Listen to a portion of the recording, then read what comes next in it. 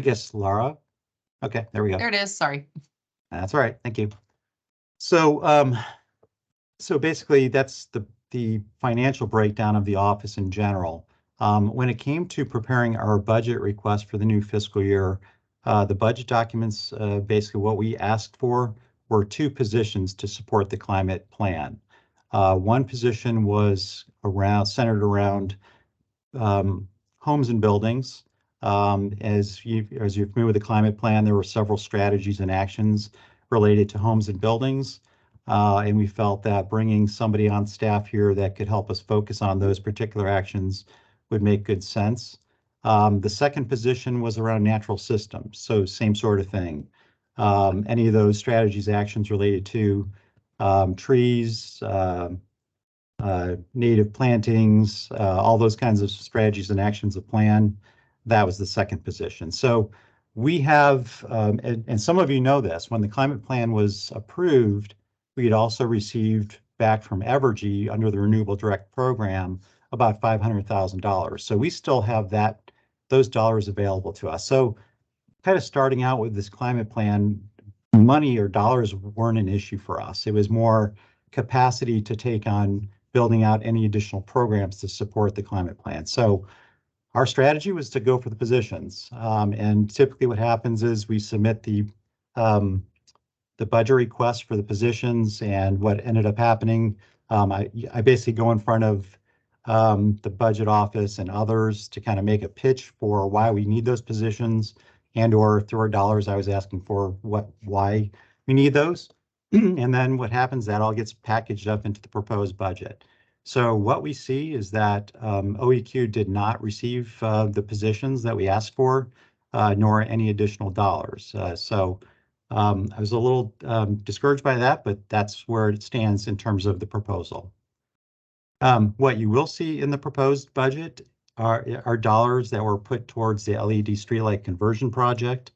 That's in the order of about $11.25 million. The city manager wants to focus on tree plantings, so 30,000 trees over the next couple of years. So $1 million is being put additionally into the budget towards the tree canopy. They're looking at doing about $5 million in rebuild KC grants again, which those are rolling out already, but proposing another $5 million there. The trash carts are being funded at $1 million. You've got 1.1 for additional expansion of the bulky item program in Kansas City, 1.4 million for trash carts or the recycling carts. The solar at the airport is still moving forward. That'll be contingent upon what those proposals look like. So right now there is no additional dollars, but it really will boil down to what those proposals look like in terms of developing out the solar project at the airport. There's $2.5 million in the budget for aviation for 7 electric buses to support movement up at the KCI.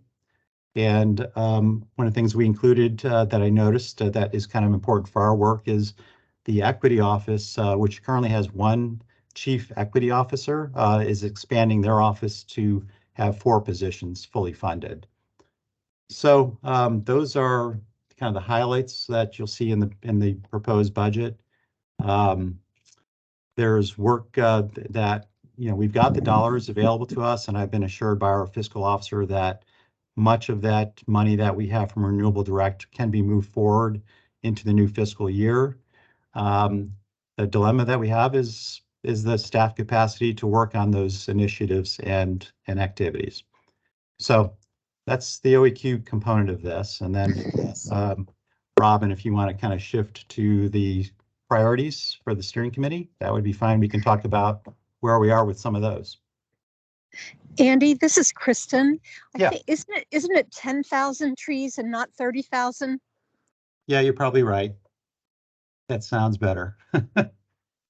Sorry about that. I thought 30,000 seemed a bit high. No, I mean, I've gotten so many numbers swimming in my head too, but I'm pretty sure it's 10. Yeah, I've been dealing with numbers all day, so it's just like I didn't write that one down. It was just top of my head, and then it came right out. Sorry about that. You're right.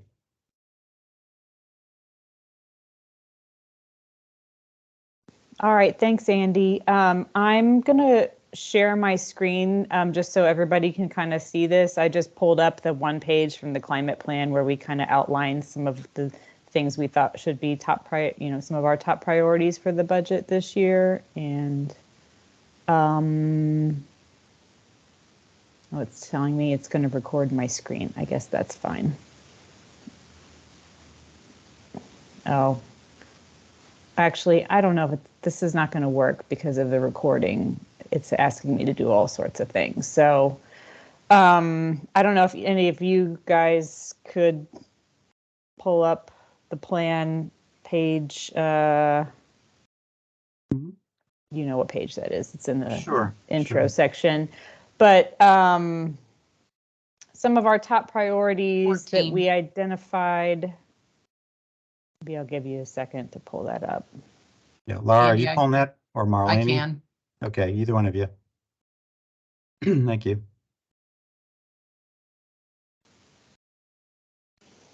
Yep. Yeah, there it is. Are to participate in energy decisions at Public Service Commission. Oh, sorry. Are we to assume that that is still? They made it work with last year's budget, so I'm assuming that that's going to be the same for this year. Yep. Okay.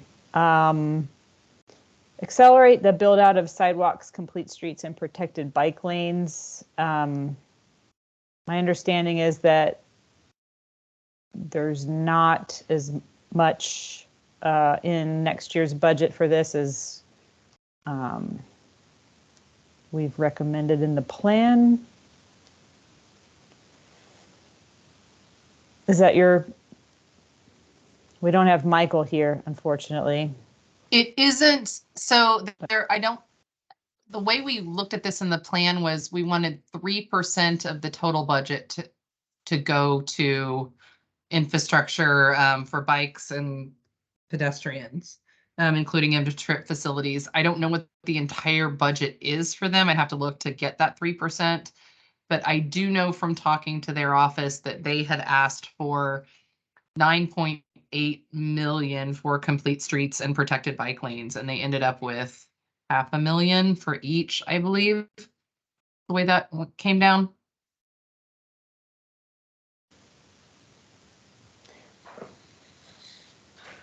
So that's one area I guess I would put forward for the committee as a suggestion for perhaps we could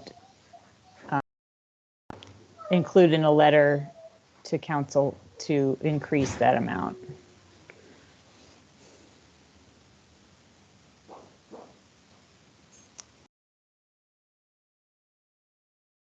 Anybody have any thoughts on that? Okay. The next bullet item then was to support increasing bus frequency and worker benefits. I know there's been some discussion around I don't think we got very specific about what we wanted to see. And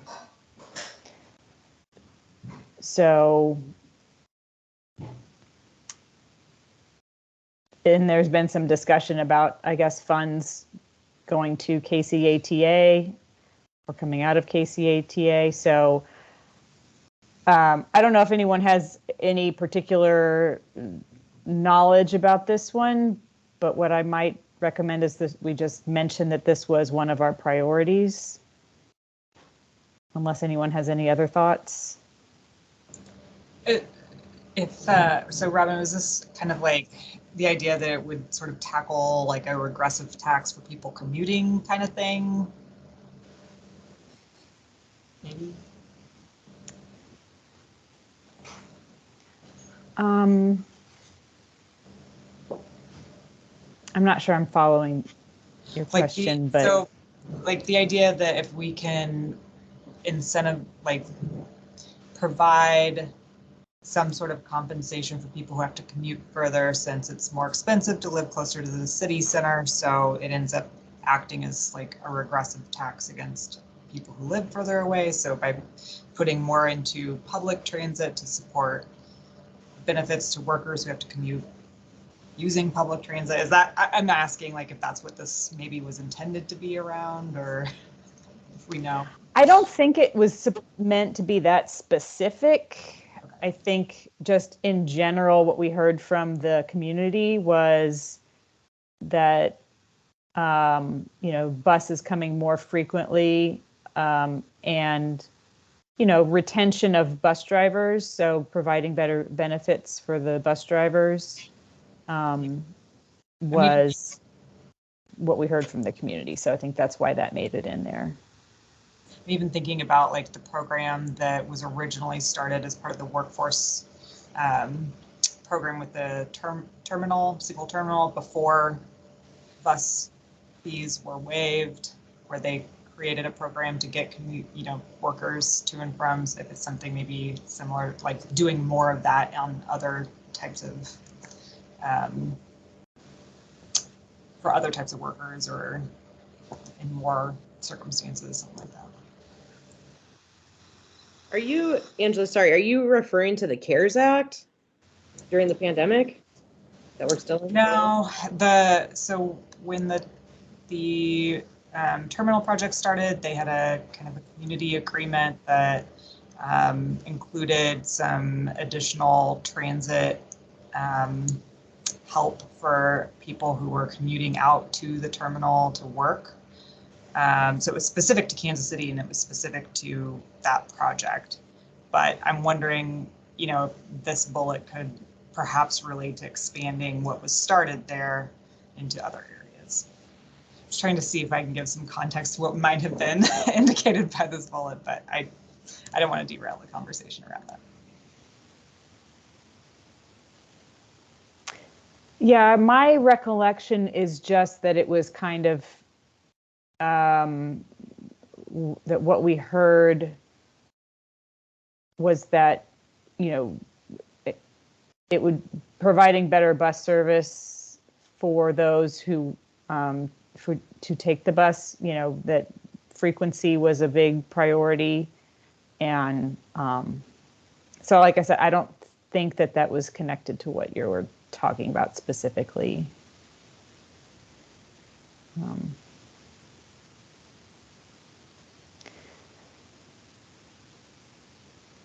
Is it okay if we can talk more offline if you want to, Angela?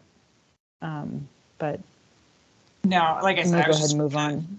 Yeah, just trying to see if I could clarify what that was meant, but not a big deal at all. We can definitely move on. Okay. So the next one, establish a city-run equitable building decarbonization program. Andy and Laura, I'm going to guess that kind of goes along or is kind of tied to one of those positions that you requested. Would that be fair to say, or? Well, we did get signed up where we are part of the Midwest Building Decarbonization Coalition. And then I think not only along with the positions, I think it's also a matter of there's an opportunity with grant dollars, whether it's through the IRA or other grants, to hopefully build out that decarbonization program. So there have been conversations we've had about this internally, talking about what that might look like and various programs that we could set up under this, but it's still very preliminary. But we are part of that coalition, and I think we've had some meetings with them already. Okay. And Robin, yes, the Equitable Building Decarbonization Program is tied to the Homes and Buildings position. Yeah. Because that I go to the meetings now, but there's like 7 subgroups on top of that want input. It's a lot. Yeah. Okay.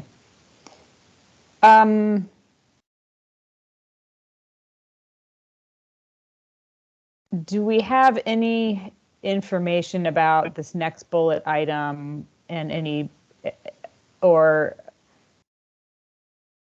I guess part of the problem is, with these budget requests is that we may not have the information about what's needed to accomplish some of these strategies yet. So Are you're referring to the all-electric one here, the next one? Yeah, I guess I'm just wondering, Yeah.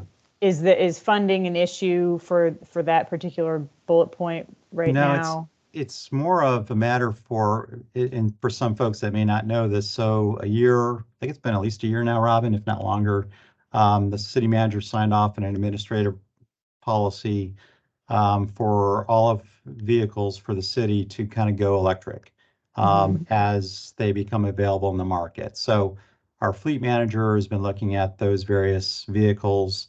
We've got the light, medium, heavy duty vehicles. Overall, we've got somewhere around 3,100 vehicles for the entire city fleet. The budget talks about, a proposed goal of converting about 10% of the fleet per year.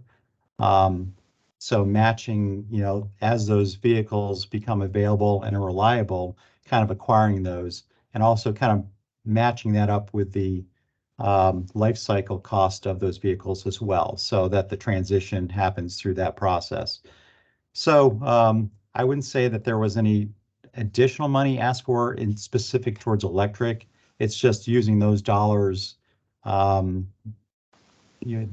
typical budget for the fleet is around 20, I think it was $26 million. And it's kind of split up between purchasing new vehicles and maintenance of the vehicles we have. And then I know Dan usually tries to get dollars through grants as well. So that's kind of regarding the switch to EVs. I think we have not looked at appliances per se in terms of those appliances within city facilities. But that's something that we'll probably look at as we're looking with our ESCOs at our buildings and such. Okay. Also, that gas-powered equipment, I think that was covered under the AR as well. So we probably need to connect with, and this is an internal thing, just connecting with our parks and recreation folks, in terms of the mowers and the weed eaters and all those kinds of equipment that we can probably start trying to look at switching that stuff over. Okay. I know that this next one, you've mentioned that there were positions requested to implement and enforce the new building codes, and that those were also not granted.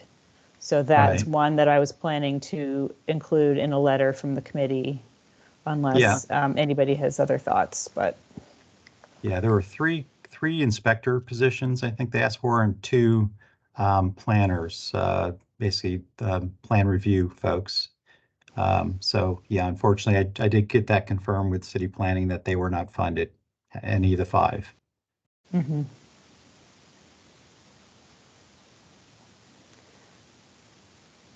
Okay, the next one is not really a budget item. It's just more of a legislative priority item.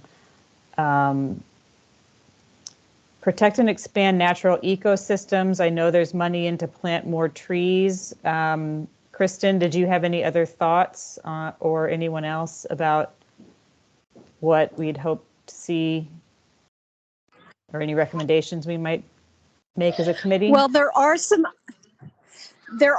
other, in addition to the 10,000 over 3 years, and that's where you got the three, Andy. The 10,000 over 3 years is through Forest Deckers Neighborhoods Group. In addition to that, I know that in the 4th district, they asked that $500,000 in PIAC funds be spent on trees. And of course, being in the 4th district, there's a lot of concrete downtown and crossroads and so on. So that kind of money might allow us to do tree wells, that kind of thing. And then there's some Rebuild KC money that has been designated towards a project where we would have the money to actually remove some dead ash trees in some neighborhoods in the coming year. So there's some other things bubbling up, but I feel like the total is not apparent yet. And I would like to take this moment, if I may, to let everybody know that next week, so that would be the 8th, I believe, the protective tree ordinance that has been going through various committees will be looked at by the NPD, the Neighborhood Policy and Development Committee, on Wednesday the 8th. And then on the 9th, it's likely to go in front of the entire city council.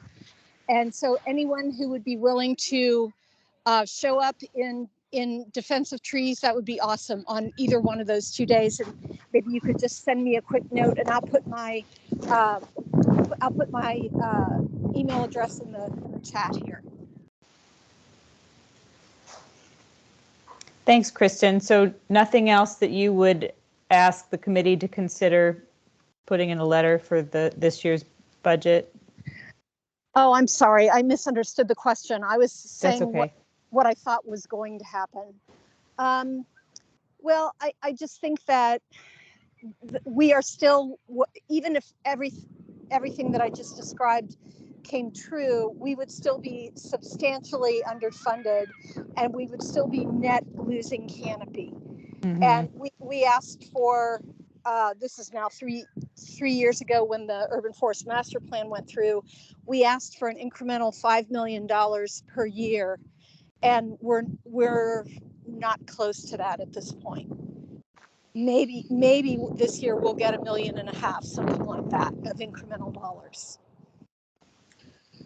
Kristen, this is Bill. Is there any federal grant money that might be able to be clawed at for this? Yes, that's a really good point. So we do have dollars already that we secured in that Blue River riparian grant that we have gotten, and there's 4 or 5 partners on that, but the leading organization is KC Parks, and that will be very tree oriented. So yes, we're already going to get some, and I think there will be more. My understanding is there's like $1 billion that's been designated for urban forestry in not ARPA, but the IRA, Inflation Reduction Act. So yeah, Bill, we need to stay hyper alert for those opportunities.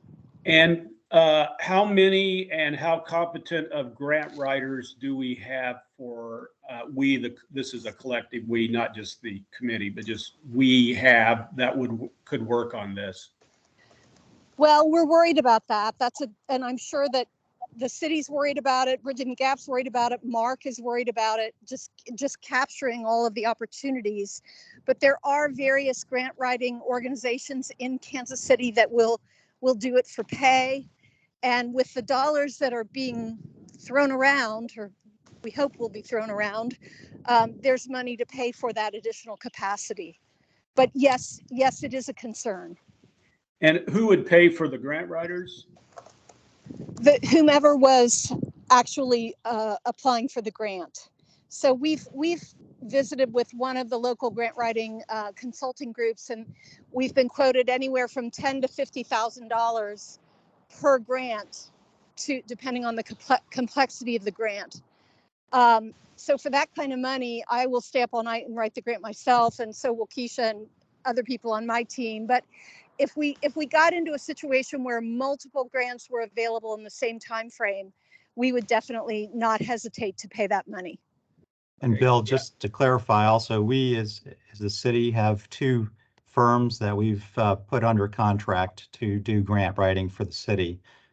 So we can utilize them if necessary. And our office has kind of earmarked a certain number of dollars towards helping with that effort. Okay, so there's between OEQ and Kristen, you feel confident that we can be on top of, capturing grant writers and shackling them to desks to write grants for this, Andy? Is that what I'm hearing? Well, I'm not going to say it's trying to get a grasp of all of what's going on simultaneously. That's been the challenge, and really, Laura's been doing a great job of networking with the various partners and stakeholders. But I think when it comes down to a specific opportunity, I think, we should be able to utilize our grant writers to go after those dollars. But so far, many of the efforts, some of them are taking place outside the city, and we're just partnering or just kind of, Okay.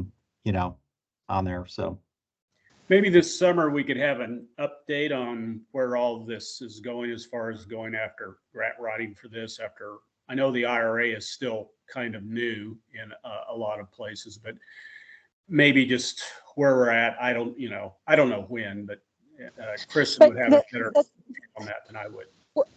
well, the track record, to answer a part of your question, Bill, the track record is good. I think Jill Lawler told me the other day, she is one of the city grant writers, that they've amassed something like 46 million in the last year or so for the city through grants. And there were a couple that BTG was part of that had to do with recycling. I know Mark is gearing up. They're hiring, or they already have a grant writer, Andy, I'm not sure which. But I think everybody's aware that this is going to be a capacity issue, and we're all doing our darndest to be ready for it. Okay, I'll shut up now.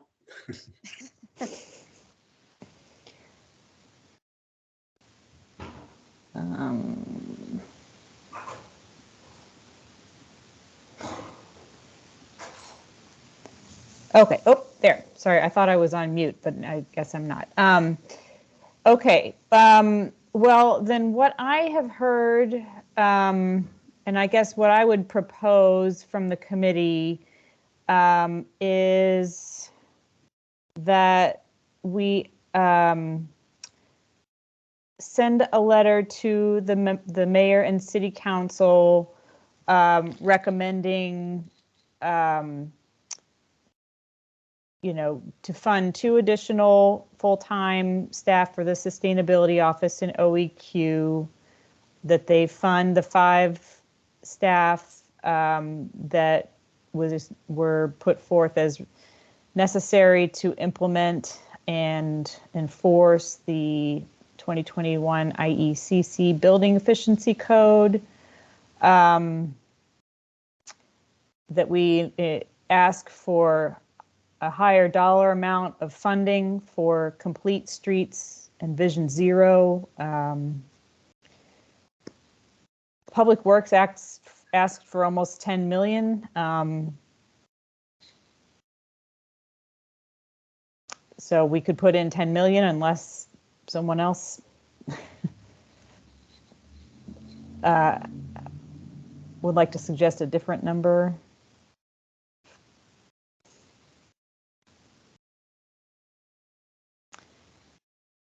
And then I also heard Kristen say that the natural systems area is underfunded, and we could put in a recommendation for is it the urban forestry plan? yeah, the urban forest master plan. Master plan calls for 5 million a year. So we could include that in our letter as, to bring Yeah, up and it's an incremental from about 3.3 where we are now in spending. Okay. Is there anything else anyone thinks we should include in this letter? Or any other thoughts? Did you have the energy code positions in there, Robin? Yeah, yes. Okay. All right. 5.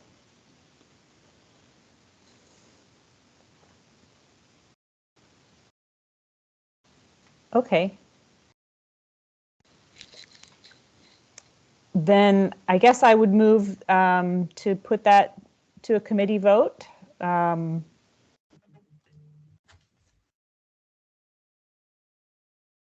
I have a second?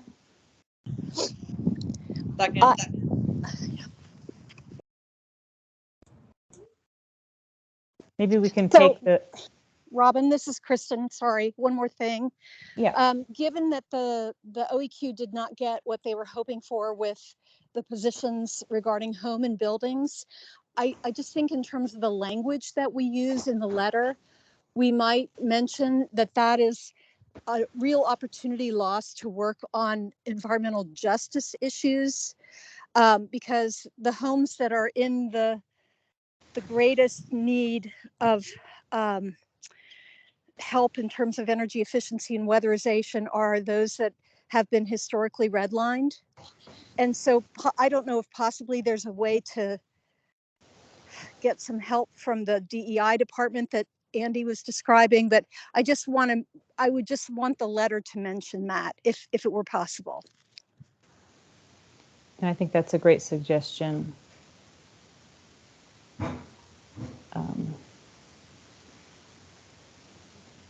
Yeah, we could certainly help with that, Robin, and just also with the draft, if we could get some eyes on it, because some of the language you're using in it doesn't conform to what is in as the council or executive team would recognize regarding our office. Technically, there's no sustainability office. Okay. So yeah, just changing some of the language and whatever, but the decision packages we forwarded to you on the positions might provide you some language you could use as well in those in the rationale. Great. Okay. You want to look at that? Yeah. Okay. So just in the interest of time, do we have a second to?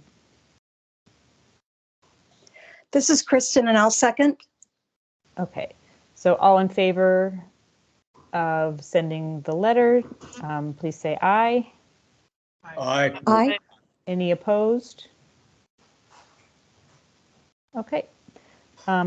Motion passes. So I will finalize that draft and send it around for any quick comments or corrections, and get that to council very soon, because the budget hearings will be over in the next week or so, I believe. So, okay. I guess you can stop sharing the plan now, and we'll go back to, okay. All right, next up on the agenda, we have Reagan to give us a presentation about the city's benchmarking program. So I will go ahead and turn it over to you to present. Well, I don't Sounds good. Yeah. So I'm going to start on this screen. Let's see. Can you guys see like the presentation format of this? Blank. It's just a but- blue slide. Yeah. Yes. Yeah. Okay. I just wanted to make sure it like goes on every screen. Okay. So I'm just going to give a quick overview of the energy benchmarking program, which is a program that's been around for about 6 or 7 years now. Okay.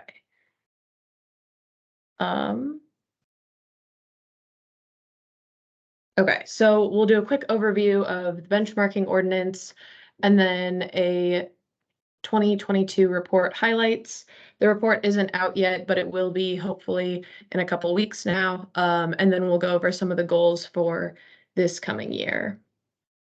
So the overview, we'll do benchmarking background, who benchmarks, why we benchmark, and how we benchmark. So in 2008, the Climate Protection Plan was passed, and we realized that reducing energy emissions was really important, and 60% of the city's emissions come from buildings. And so that was really what led to this program. So in 2015, the city adopted the original ordinance that created the Energy Empowerment Program.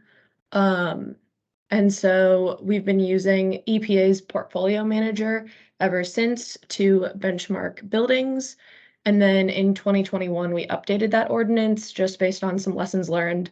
And one of the big things that changed was now, instead of necessarily building owners, building occupants can also be responsible for benchmarking, because we realized through running the program that sometimes building owners don't pay utilities. It's often tenants.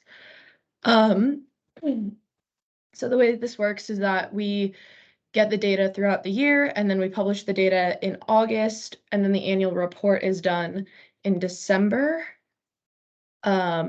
because I started early December, this one is not out yet, but I am manifesting that it'll be out on March 1st, which is Wednesday, but we'll see. It's we're working with city communications to sort of finish it up. So who benchmarks? We have all buildings over 50,000 square feet within the city benchmarking. So that's about 1,200 buildings. And then all city buildings over 10,000 square feet, which is about 125. But we do try to include a handful of other buildings just because we have the data.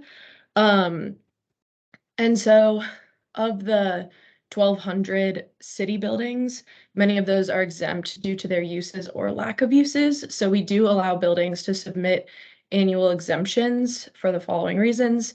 You can see them listed there, but the two big ones are typically low physical occupancy or manufacturing or industrial. Low physical occupancy, we allow people to submit exemptions because generally that will not make their data super reliable because it'll just make them look like they're super energy efficient when they aren't. And then manufacturing or industrial is more an effect of the Energy Star program, which doesn't really take manufacturing or industrial data. You can't get an Energy Star score for those types of uses. And typically it's a large amount of energy used on like manufacturing. So yeah, I think that could change as Energy Star updates because they do continue to do that. But for now, it is not possible to get an Energy Star score. So why do we benchmark? It gives us a baseline of where buildings are currently performing energy efficiency wise. It also makes owners more aware of their usage compared to their peers, and it helps our local energy utilities and the city government target future financial and technical assistance. That second one's really the big one. It makes building owners more aware of their energy usage compared to their peers, because what Energy Star does is it compares a school to a school. So if you get an Energy Star score of 60, you know where you stand among your peers as opposed to sort of in general in the world. And so it helps you sort of see that you could be more energy efficient because your peers are more energy efficient. So then how do we benchmark? So this is just sort of the structure of the program. I send letters to building owners, and sort of communicate with them that they're supposed to do this. And then we send emails and reminder letters throughout the year to make sure that they're following up with the ordinance. And then we work with Metropolitan Energy Center, MEC, to they sort of man a help desk. So they help answer questions, and they sort of do a lot of the answering questions about the building performance, or sorry, the Energy Star portfolio manager platform. And then I sort of answer questions more about the program. And then let's see, we process returned letters. Often buildings change owners, so we get a lot of just managing addresses. And then we host trainings. So MEC will do 4 per year, and then I will do 2. And then we process and publish the data. So the data, I'm just going to go through a few 2022 report highlights. So first of all is compliance. Like I said, there are 125 city-owned properties that need to benchmark. Of those, last year we got 113. Most years we do get 100% compliance. This year that did not necessarily happen, and the reason being is that Evergy sort of changed the way that we could access data, and so we were unable to get some data from some of our tenants. So we got all of the ones that the city owns and operates, but there are a few buildings that we own, but we have tenants in. For example, the City Market is one of them that I think was unable to benchmark this year. So that's why the 90% compliant rate for this year. We're hoping to fix that for 2023. And then non-city owned buildings, you'll see that we have about a 55% compliance rate. That's pretty on track that's pretty typical. So here's that compliance year over year. As you can see, the city rate was at 100 until this past year. And then the compliance rate at 55%, as I said, is fairly typical. And then I'm going to pull up the benchmarking map real fast. So this map is an interactive map on our website that you can dive into, and it, I guess, can you guys see the map? Yeah. Yeah. Yes. Yeah. Okay, cool.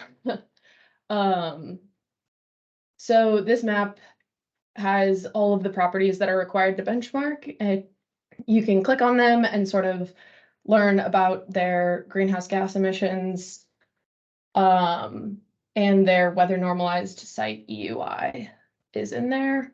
So you can go through and sort of click on all the ones that were submitted, and this is the data for last year specifically, and get data on any of the buildings that submitted. And you can also see which buildings were exempt, as well as those that didn't submit, but obviously you will not be able to get any data out of them because they did not submit. But yeah, so this is a map that is available on the benchmarking website, and you can explore it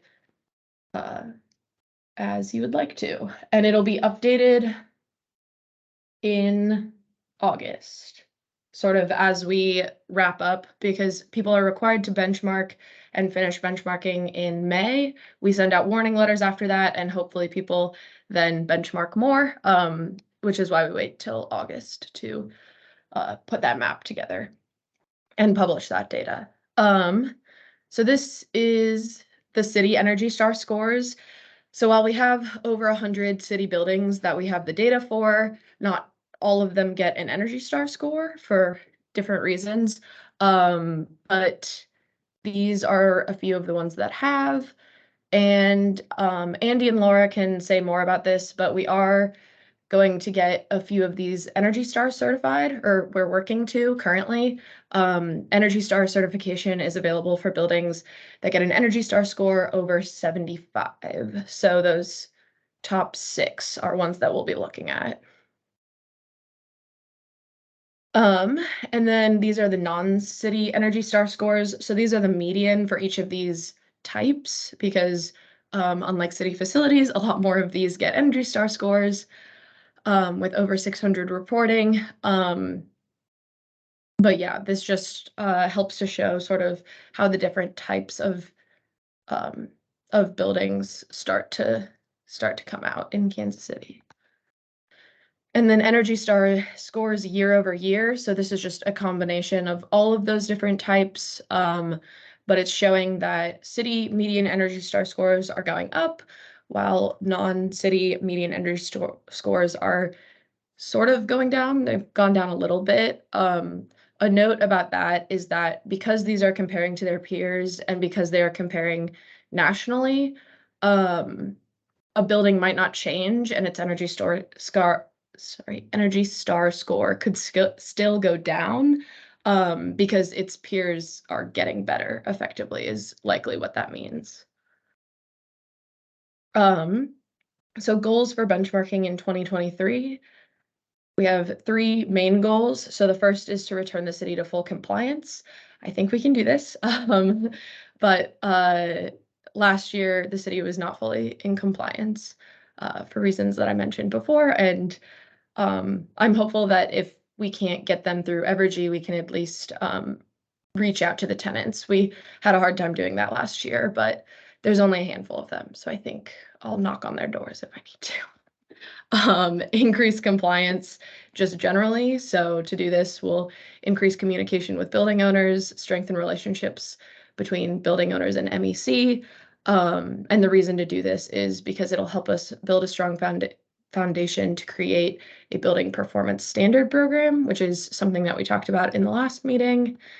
And then finally, to improve accuracy in reporting. So like I mentioned earlier, not every building that reports necessarily gets an Energy Star score, and some of that is not fixable, but some of it is. It's occasionally people just sort of putting in data incorrectly. And so we're hoping to sort of catch some of those inaccuracies early or be able to go back sort of between sort of the reporting time and when we like report out and be able to sort of like catch people again, maybe this summer, and just sort of let people know that we got their data, but we didn't get all of it, and we'd love them to try again. Because again, this will help build a strong foundation to create a building performance standard program. So with that, are there any questions?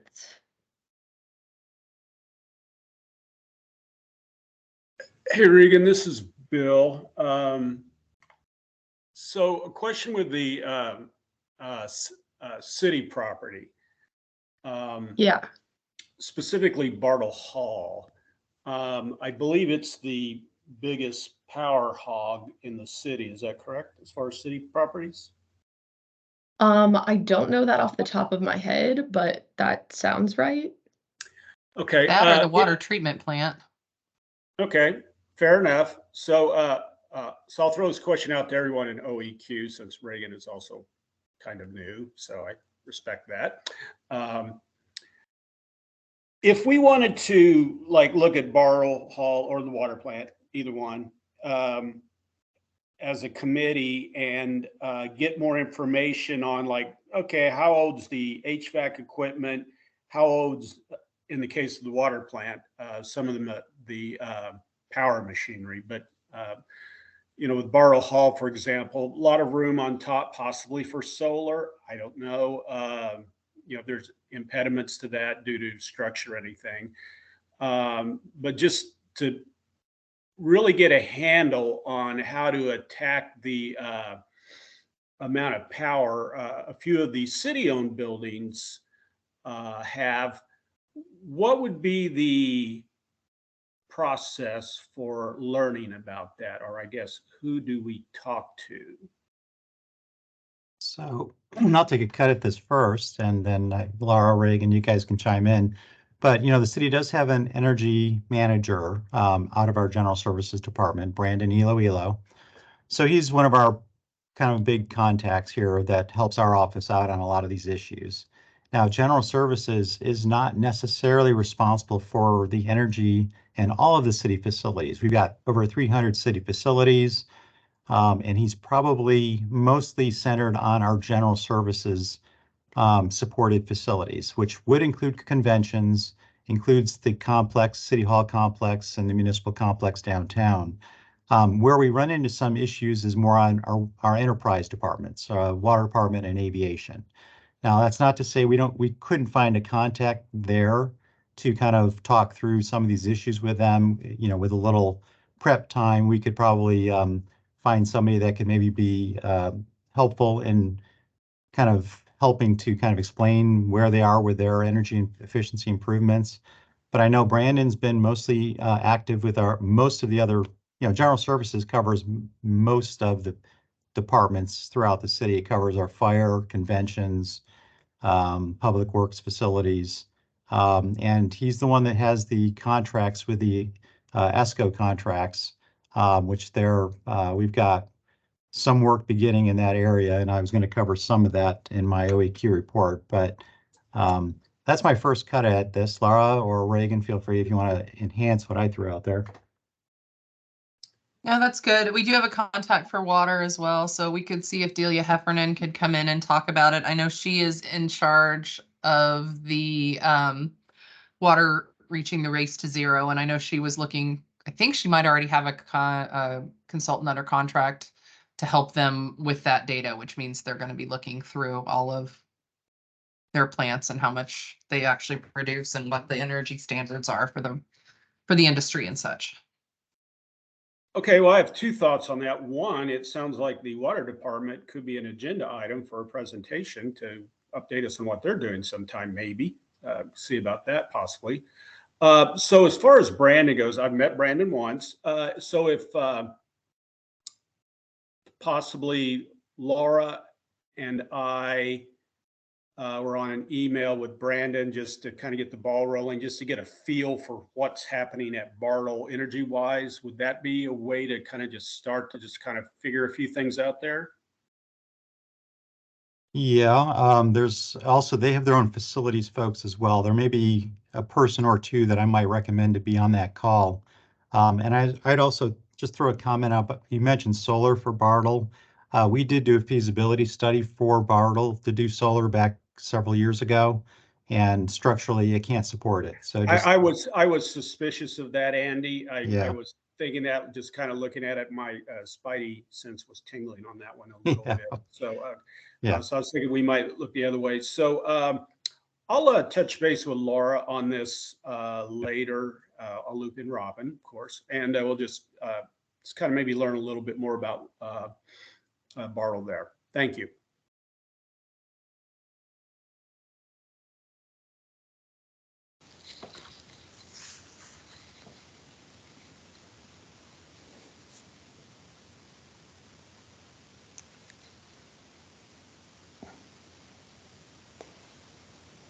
I just had one question. I was kind of looking through the Department of Energy's benchmarking solution center, and they do talk a little bit about sort of data verification and quality control. And I was just wondering if that's part of the city's program at all. I know there's 1,300 Yeah. buildings, and so there's limits to what can be achieved, but I was just curious about that part. Yeah, for sure. So when the report comes out, you'll see some of that in there. They're definitely, so sort of when we get the Energy Star scores, especially from the non-city buildings, we'll get a handful of scores that are 1 and a handful that are 100, and we are suspicious of those. So we do take those out of some of the data reporting. We do like present them at the beginning, and then we take it out of like the larger analysis, just because that is incredibly suspicious. So there's that aspect. There's also verifications on like buildings as they sort of come up, because occasionally like a property owner will plug in, for example, a different square footage, and we sort of like continuously check the data and like remeasure buildings because either things are changing or we get incorrect data, and we want to be flexible to that. But yeah, so there is sort of some checking. It's much more spot checking as it comes up, but then that large scale version of sort of looking at things that are clearly inconsistent. And Robin, just to add to that, I can tell you we have Metropolitan Energy Center under contract to help us with benchmarking until 2024. And we just had a call with them about kind of what our priorities were for the coming year.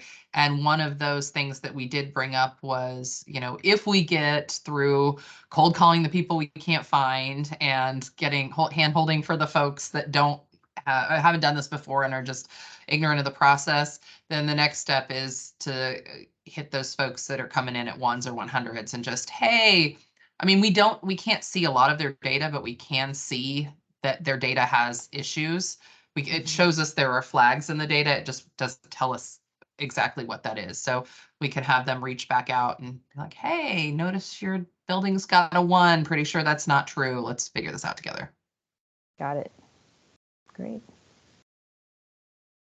Any other questions?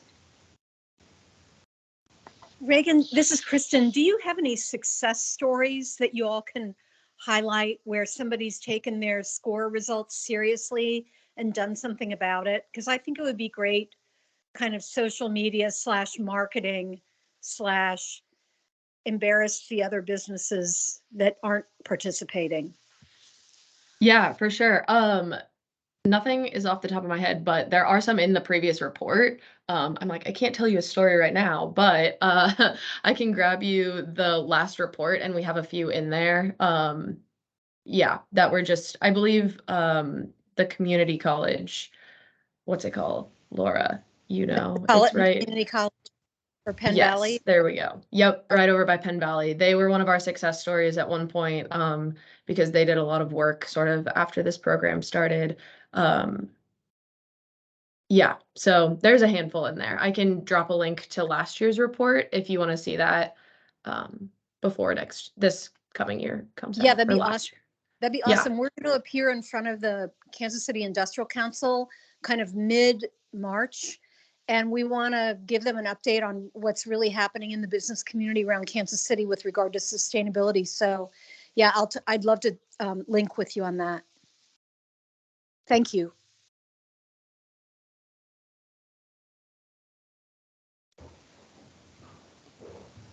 Okay, well, thank you so much. I think that was a great and very informative presentation. So we really appreciate it.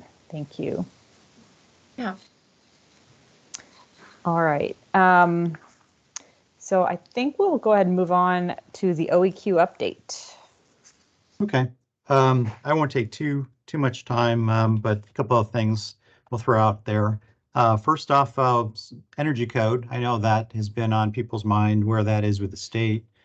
So last week, the House Bill 580 did pass through the committee. On the 22nd, they voted to move it on. From what I can see, they did a committee substitute on that particular bill. So it looks like they've added what they're calling the Building Permit Reform Act. So that is now part of the bill as well. So there's some additional requirements that they added there around the homeowner doing certain renovations and things that might be under a permit, certifications, etc. So yeah, the bill kind of doubled or tripled in size, but it's been referred to the Rules and Legislative Oversight Committee. They supposedly did a hearing on that today. Not sure what the outcome of that was, but that is what I saw on the agenda. And other than that, I saw that Billy sent out today, just to put this out there, that on Wednesday, there's a, what is he dubbing that? It's kind of an opportunity to kind of meet with senators. And that's where we at the city, we're really thinking as well, is that, you know, we're not sure we're going to be able to stop this at the House, but more like put out on a more defense at the Senate to try to stop it there. So anyways, that's where the energy code is from what I understand as of today. Bridget, you look like you have something you want to say. Oh, no, I was just asking, because I don't work in Jefferson City anymore. Do they have like a companion bill in the Senate? Not yet, not that I've seen. Okay. Yeah. Cool. Just curious. There's some conversation about rolling this into an omnibus bill. But I don't have that confirmed yet either. Is it just called the preemption omnibus bill? I'm just kidding. Yeah, let's just call it, just cut to the chase, right? But yeah, so I did testify in front of the committee back earlier in the month. And yeah, it was pretty evident it was going to get through committee. They really need to hear more from energy code people, not really energy code, I would just say codes people in general, or building folks that would be supportive of the energy codes. And there were just not enough there to make a difference. My testimony, even though it was recorded, honestly, they did not want to hear from the chief environmental officer for the city. So yeah, it was, anyways, that's where that is. Moving on real quick here, composting, we're still moving on the City Hall composting program with a kickoff somewhere around Earth Day. So Kelly and Laura working out the details of that, and that's going to be kind of our pilot project. So if that is successful here in City Hall, then we'll hope to roll that out to other city facilities. And as I mentioned, we have a lot of those, so hopefully we'll kind of work out the details here and take it to other city facilities as well. Today was the ribbon cutting for KCI, the new terminal. So if you didn't catch it in the overall announcement for the terminal, as part of that, we went for LEED Gold certified on the terminal, and USGBC did certify that it is a LEED Gold project. So there'll probably be some additional tweets and social media efforts to put out word about that particular certification, but that is in conformance with one of our ordinances that city facilities conform to the LEED Gold standard. In this regard, we did move forward. We are moving forward with certification, or they did go forward with the actual certification process, and USGBC confirmed that. So that was should have been announced today. I know they were given us a 5-minute window during the ribbon cutting, so hopefully that got out there. But we're gonna highlight that in the next week or so, just because it's certainly a big effort, and there's probably a lot of neat points to kind of highlight in regards to the new terminal and sustainability. So, and that might be something also just to throw out there that might be a nice presentation down the road as well, and or a site visit, who knows. Let's see. So swinging over to Reagan's presentation on benchmarking, wanted to just mention to you that we have been talking with Brandon Elo about trying to certify more of our city facilities under the Energy Star program. And some of you may be aware of or remember the resolution that was passed, 18-1000. And in that particular resolution, one of the requirements was to certify 90% of the eligible buildings that were 25,000 square feet or larger, certify those as Energy Star buildings. So we haven't forgotten about that particular resolution, and we've been kind of nibbling at various aspects of that. So I would say you saw today from Reagan's presentation, there are 6 facilities that would clearly certify under the program. Based on those that are eligible under the Energy Star program, there are 16 facilities that report. The requirement is to be 90% of those, so that brings it to 14. So that's our goal. It's 14 facilities to be certified under the Energy Star program. We see we're already at 6. So with that, with Brandon's help, we're going to have one of the ESCO companies kind of do a more thorough audit and look at the other facilities to kind of see what work could be done to kind of get those Energy Star certified. So the resolution was hoping that we could get them certified by the end of this calendar year. And so we're going to make an attempt at that. I'm not sure if there's a lot of work that needs to be done to get them there. We may not meet that deadline, but we're going to make a good faith effort to try to get at least 90% of our facilities there. So 14. So that's Energy Star. Hey, Andy, real quick before you move on, Mhm. is that another area that would possibly need some extra funding this year? Not necessarily. So we provided some dollars to Brandon, left over from ERA dollars that we had. So we gave him a chunk of, I was like, I don't remember the exact number, $300,000 that we repurposed with the Department of Energy authorization to be in addition to his ESCO contracts. So whatever they came up with on projects, our dollars would be those projects that the ESCOs felt weren't quite financially suited for them, but this money could be used in lieu of that. So just not sure of the magnitude of the dollars quite yet, as they're just starting out on these audits. So we'll keep you posted on that. But they've got some seed money. They've got money from us to start the work. It's just, and we do need to spend that money by a certain time period. So I think this is a good effort to get there. Just a couple other things we're working on, a dashboard in terms of transparency for the climate plan. So staff has been doing a great job of looking at all the various products that are out there. So and they're all different. They all offer something different as well. So we'll see what we come up with. It looks like the city overall is kind of settling on a particular product, and we may have to fall in line with that. But we'll see. We're still kind of going through the details on that. But I want to just let people know we haven't forgotten about some of the commitments we made in the climate plan in terms of transparency. And I think having a dashboard to kind of track our progress and to show where we are in terms of our commitment, I think is really vitally important. So working on that. And other than that, it's really, I'll give kudos to Laura and her staff, looking at the various grant opportunities. And, Jill Lawler was mentioned, and she's been out of the mayor's office, been helping us out, looking at all those various IRA opportunities and infrastructure bill opportunities. So it's, we're all looking at all that stuff. We're connecting with a lot of partners.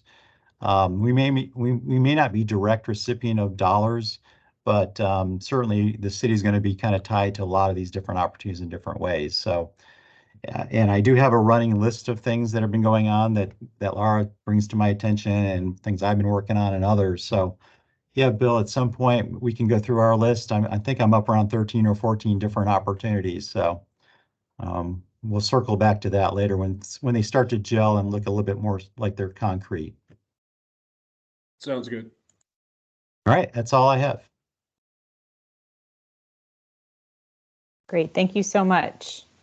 All right, now I believe, yeah, we can open it up for anyone who has something to share, public comment or anything anybody from the community would like to share at this time. If you want to raise your hand, and please limit your comment to 2 minutes or so.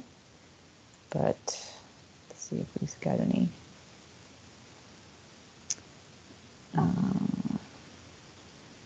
Okay. Seems like Karen, or was Karen first? Okay, hi. Okay. I just had a question about the benchmarking and efforts to get the building owners to file their reports. What tools do you have to try and get that that percentage up?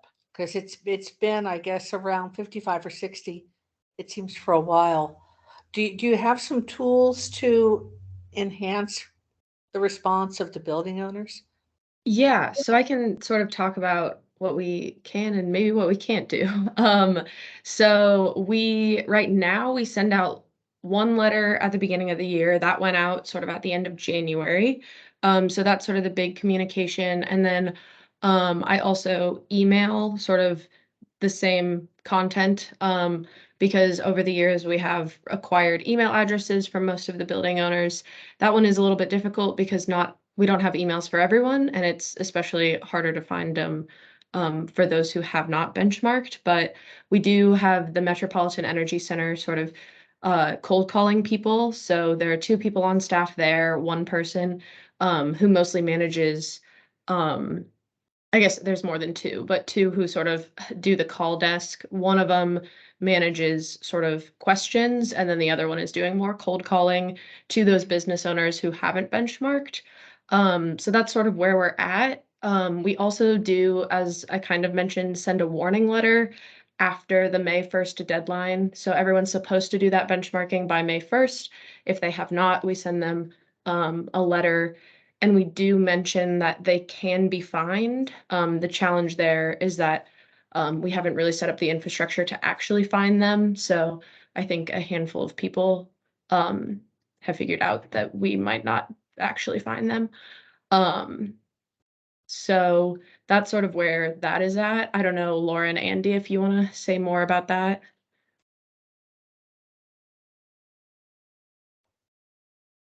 So, Laura, do you want to go first? No, go ahead. So Laura and I will say this, have looked at the enforcement aspect of this program. We met with our legal team back, it's probably been about a year or so now, I forget. But the dilemma is that when the original ordinance was created on this, I think the teeth wasn't as robust as it probably should have been. So we have some hurdles to overcome. And I think our game plan is going forward is that we want to bring BPS to Kansas City, and benchmarking is the foundational layer of a BPS program. And that will be a really good opportunity for us to look at that enforcement aspect to see where we can really do that, because BPS, to make that work, has to have an enforcement component to it.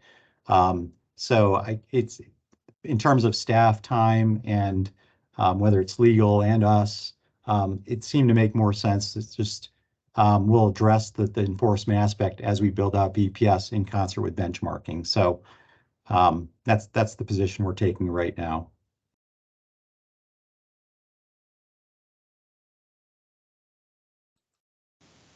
That's a good question and something that I was wondering about too, but then forgot to ask. So that makes sense to me.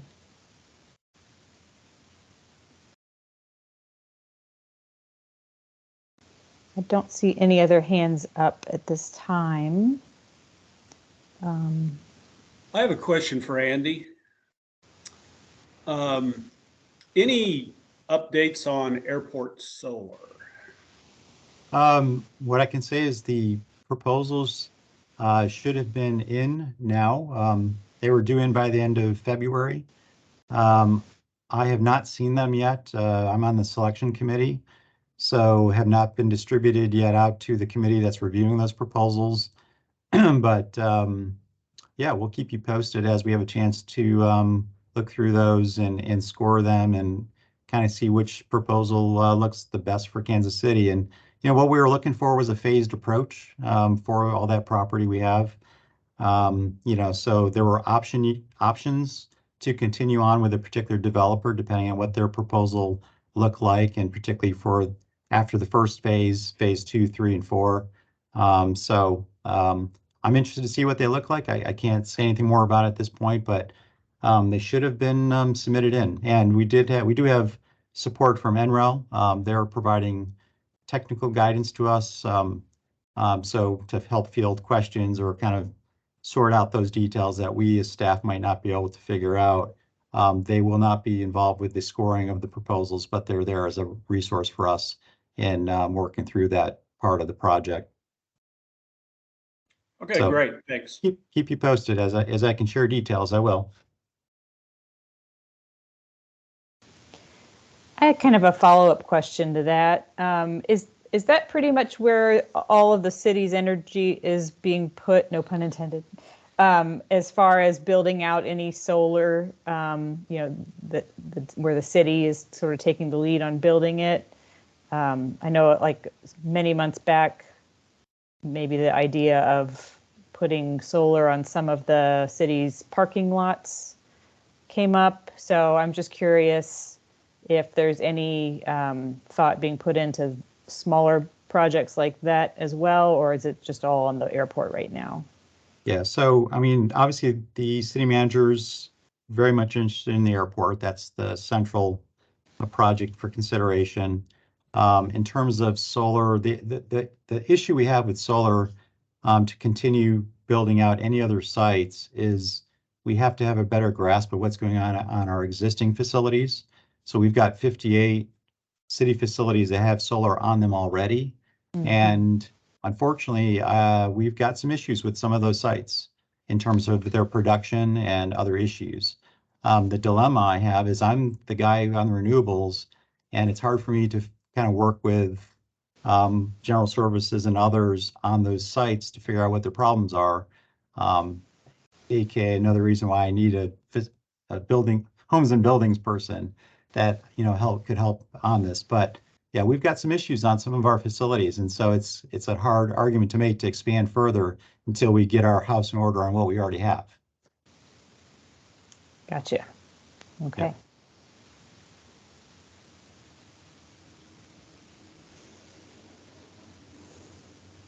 Okay. Not seeing any other hands raised. I guess I'll throw it out there for any new business that any committee members want to bring up at this time, or any suggestions for future topics for our committee.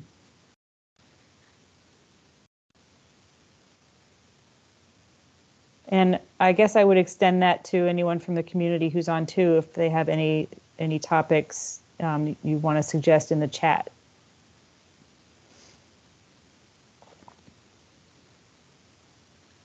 Okay. All right. Well, I'm not hearing any new business. So with that, I think that concludes our meeting for today. I'm so sorry, Robin. I just had an idea. I totally interrupted you. I'm Great. sorry. No, go for it. I think one thing that would be really interesting with like the federal government funding that we have coming up and the new ports program, having somebody from Port KC come up and talk about Kansas City as a port city and how we can clean our ports in the area. That was just a thought. That's a really good thought. Thank you. I would like to see that or hear that too. Okay. Laura, how would we or Andy approach that topic? Or we could talk offline, I guess, about that. So we don't need to go into it right now. Good suggestion.